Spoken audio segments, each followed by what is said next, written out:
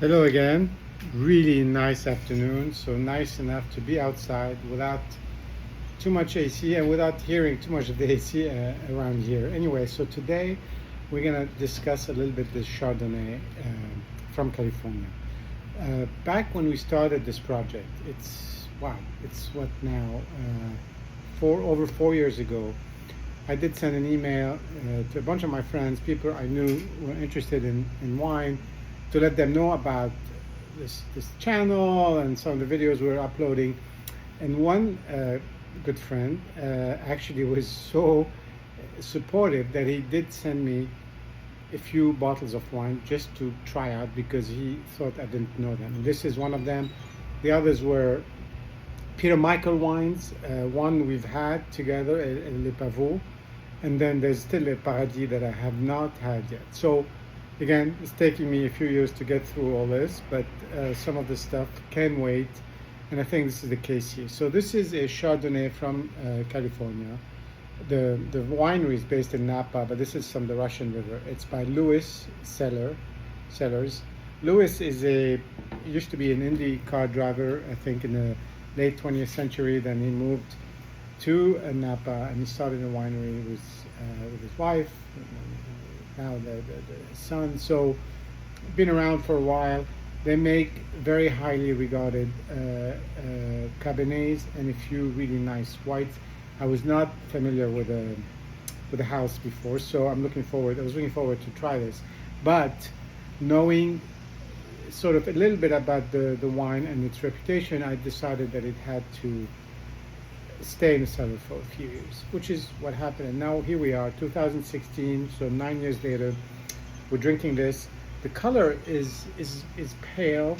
It's really not super sort of light, but it's not necessarily golden either. It's really a nice, I would say it's a nice Chardonnay summer color. Maybe it goes with that gold. He had written, the dates when you should be having these.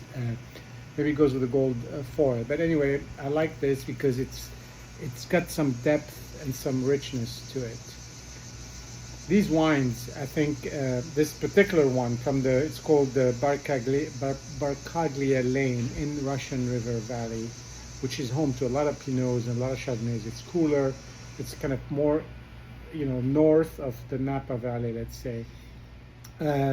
This wine is aged in 100% new oak, 100% malolactic fermentation, which gives it more body. So again, it's something that can wait and can age very well.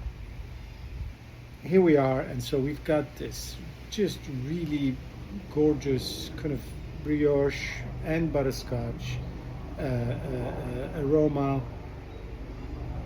So it's that kind of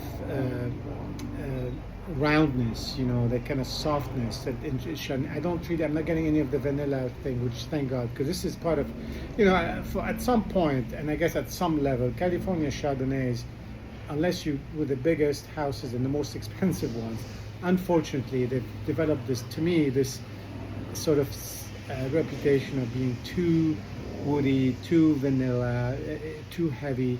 You're kind of really heavy-handed. But if you go up in scale, like if you look at Peter Michael, you look at these guys, although it's a different style, you look at Kistler, you could look at the wines from the coast and from the northern sort of end of the wine country, and we're not talking about the south here, Los Angeles and Santa Barbara. I'm saying just in the around Napa, you're getting much more fine and sort of subtle and delicate, although really very, very powerful Chardonnays. And this is probably in between. This is a 15% alcohol.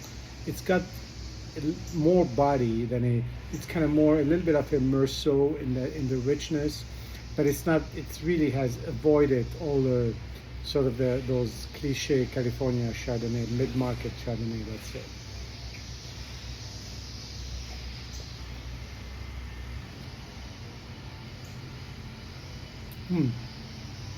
It's got fig, which is kind of an interesting notion.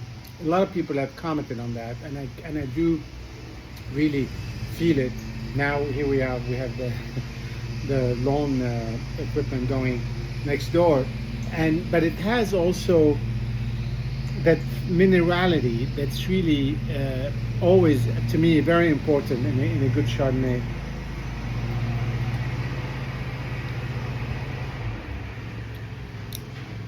It's been open for a while, so it's starting to develop a little bit of bitterness, but I'm gonna sort of X that out because I know it wasn't there. Very, very long finish. It's just a really delightful wine that it has enough body that you can have it with salmon, with a fatty fish, not necessarily the most subtle of fish.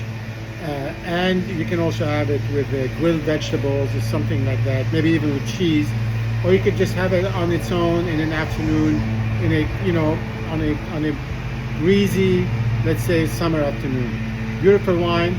Thanks, Bill. And then maybe this is something we're gonna add to our cellar.